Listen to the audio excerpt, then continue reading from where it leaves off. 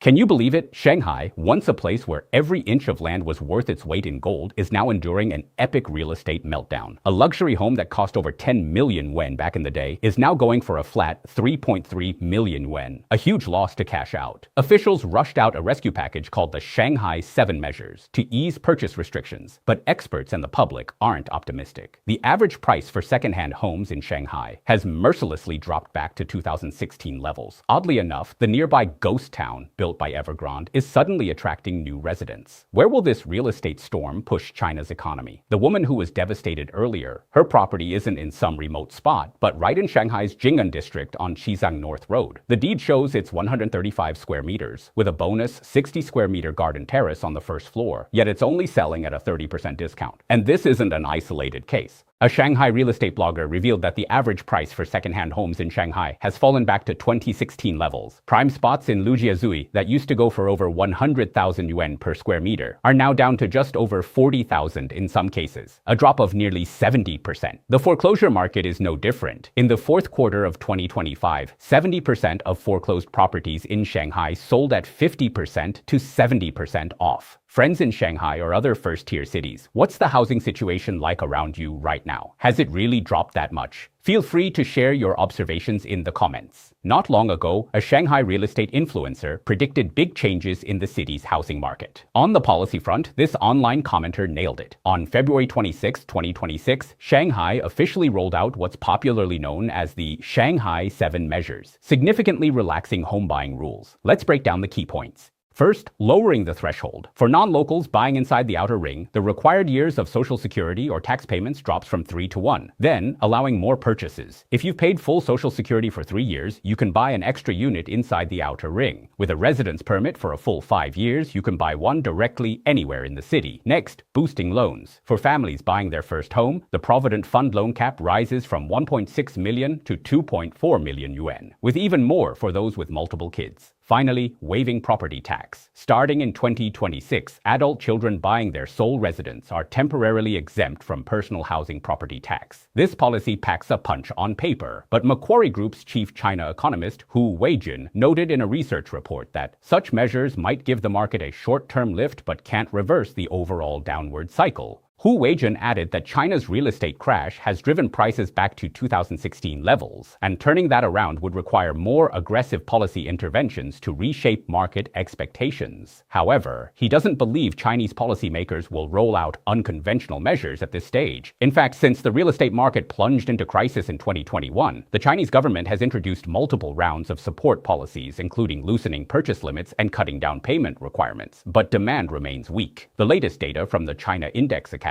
released on March 1st, shows that in February of this year, average new home prices in 100 cities fell by 0.04%. It might seem minor, but it's the steepest drop in over 3 years. Renowned economist Professor Xiang Songzuo put it bluntly recently. He believes the real estate sector is completely finished, with new construction starts tumbling back to 1998 levels. He even predicts prices will keep falling for another 3 years. If properties keep sitting unsold and developers can't hang on, leading to mass fire sales at low prices, what could happen? An industry insider who served as a marketing director in Tianjin for 6 years warns that if policies allow developers to slash prices freely, it could spell disaster for ordinary folks. He outlined 5 potential crises. Owners' backlash. Sharp price drops mean recent buyers see their assets shrink overnight. In Shanghai, some neighborhoods have seen owners furiously complain after developers effectively offered 20% discounts, feeling totally betrayed. More unfinished projects. Developers dumping cheap usually signals a breaking cash flow. They're desperate to cash out and bail. The proceeds might not even cover building costs, leaving down payment payers in the lurch. Local governments strapped for cash. In 2025, local land sale revenues plummeted to 4.15 trillion yuan, more than half below 2021 levels. If homes don't sell, land won't either, squeezing local budgets and hurting public services. Tougher loans. Falling prices mean more bad debts for banks. To protect themselves, banks will tighten lending standards, making it harder for genuine home buyers to get approved. Middle-class poverty trap. In China, 70% of household wealth is tied up in property. A 30% price drop could leave many unable to cover their loans even after selling. This isn't just alarmist talk.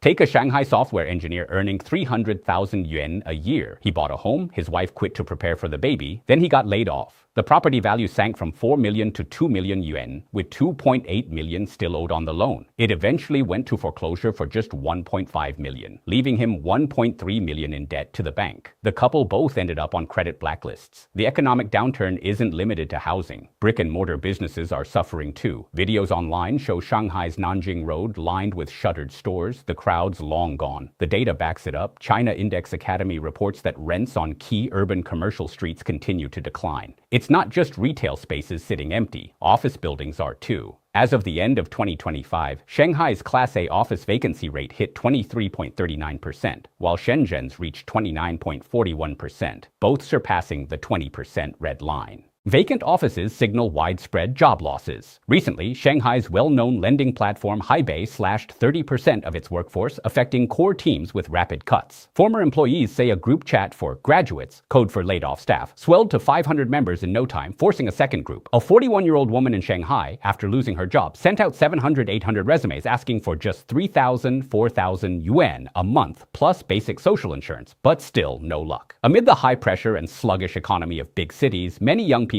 are opting for something different. Evergrande Group developed a resort near Shanghai called Evergrande Maritime Venice, originally aimed at wealthy Shanghainese. But as China's property bubble burst, demand for this massive project with 46,000 units cratered. With occupancy under 1/5, many villas stood empty like a ghost town. Prices halved and rents are dirt cheap. Now it's drawing in young folks. Take 28-year-old Chen Shasha.